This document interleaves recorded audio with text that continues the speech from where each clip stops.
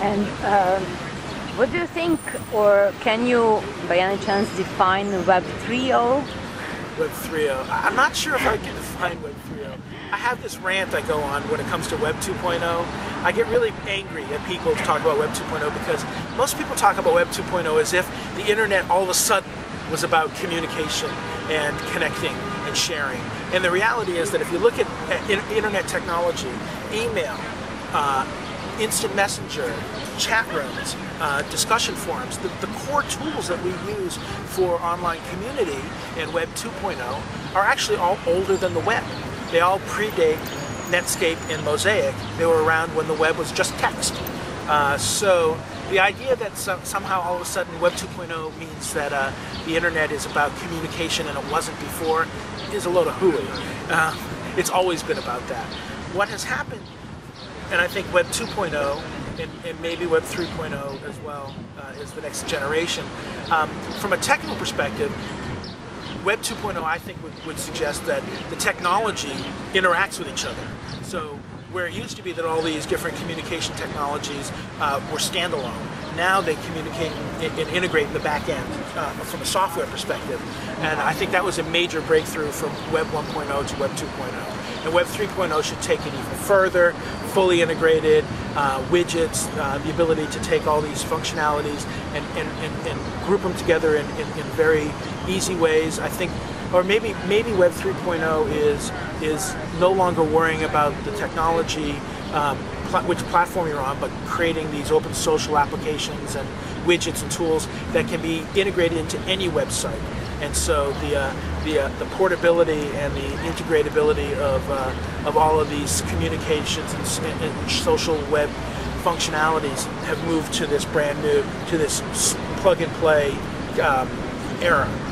So I think maybe that from Web 1.0 to 2.0 to 3.0 that may be true.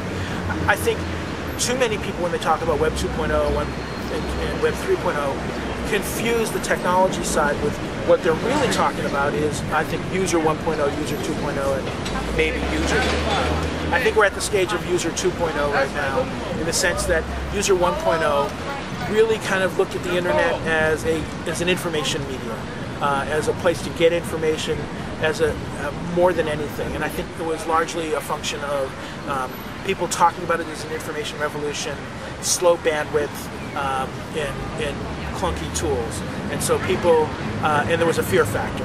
And so people, they were about using the internet to get stuff, to find out information and stuff like that, but less about putting information of themselves out and connecting with other people, because that was a little scary.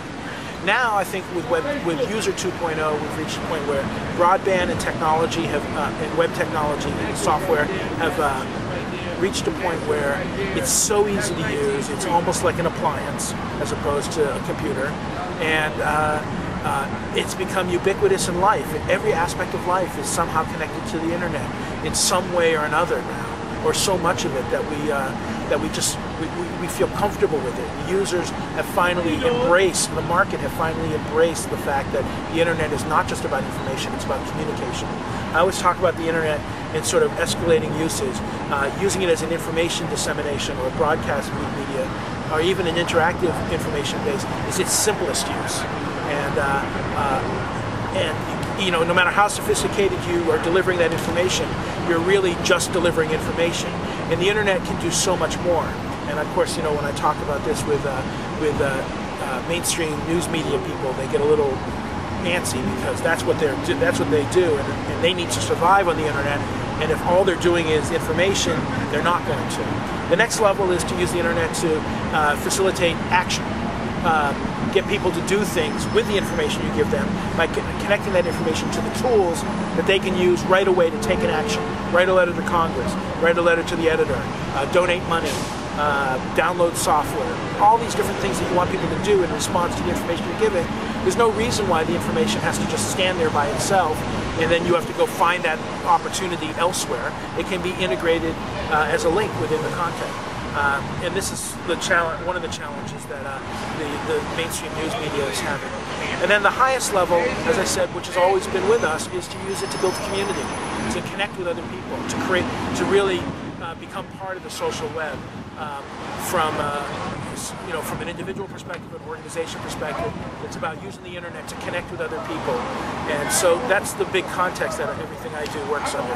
It's to kind of use all elements of what you can use the web at the same time.